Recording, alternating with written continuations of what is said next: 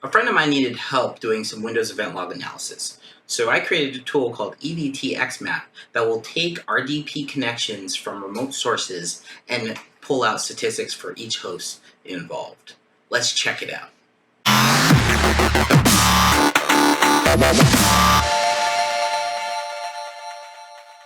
Evtx map is available under the MIT license. The goal of this script is to map out remote RDP connections and other Windows events from the Windows event logs. In the future, I'd like to add other event log type support and also create visualizations for the output. To run this, you just have to install the prerequisites and then use the commands that we're going to go over shortly. The prerequisites are Python Evtx package, pandas package, and the MaxMindDB GeoLite2 package for GeoIP location. We have the usage available below where you can input a file or directory to run the tool against. And then also you can have a name for the output file and optionally export a SQLite database file. There's a lot of usage cases here, and you are able to use these commands to get the various outputs. Lastly, I'd like to do a little hat tip to Andreas Schuster, who did the initial event log parsing work, and also Will for doing the Evtx parsing package that I use for this script. The requirements for Evtx map are that I wanted to create a tool that would print the statistics on Evtx files. For this, you would have to parse the information within the Evtx file and then generate statistics on the data that is found. Then I also wanted to take it further by enriching the data that we captured from those files. So doing geolocation on the IPs for the remote connections, I wanted to extract the country for each connection and also the lat long so that eventually we could just map it to an actual map. Looking at the source code, you can see a lot of aspects of my previous projects, such as using argparse for the command line menu. I also incorporated a lot of new techniques, such as pandas for organizing the data and using the GeoLite2 for geolocation. In this script, I usually will start out with the argparse arguments to take in the information that is needed.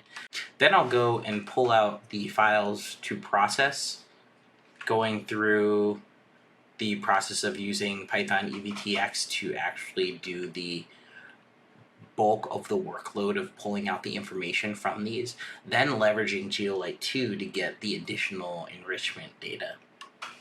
After that is done, I send it over to a parsing function that will organize the code into a simple output for people to see. And that is the major functionality of this project. So let's look at Evtx in action. By using the -H option, we can see the help menu that is provided.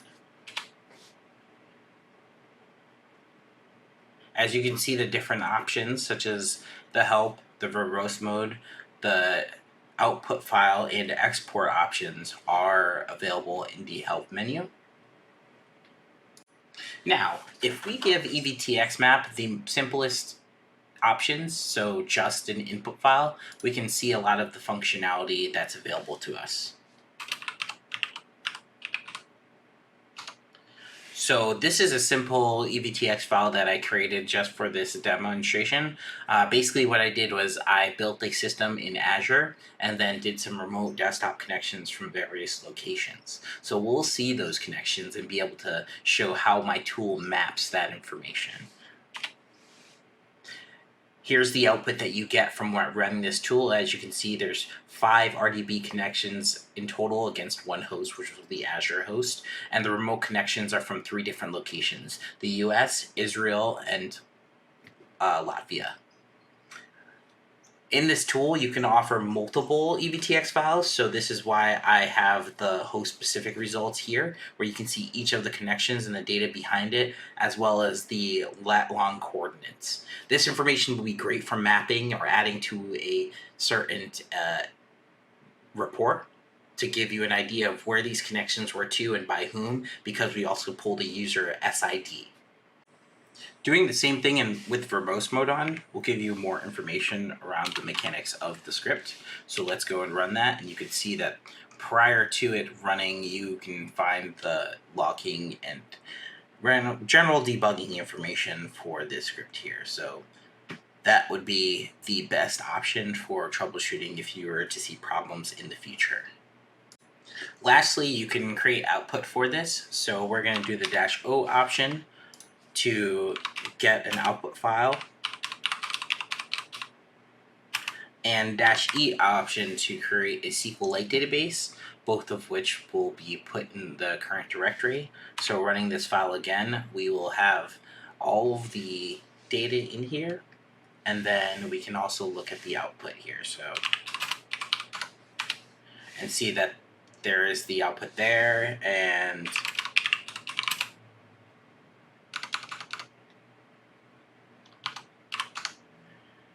you can see that the SQLite file is right here, and I use the epoch time for the naming of the SQLite file. In the future, I'd like to have output that would be a report format with graphics, so maybe data visualization such as IP to geolocation on a map, and maybe node and edge graphs to have the connections look a little bit more interactive. Thank you very much for your time, and have a nice day.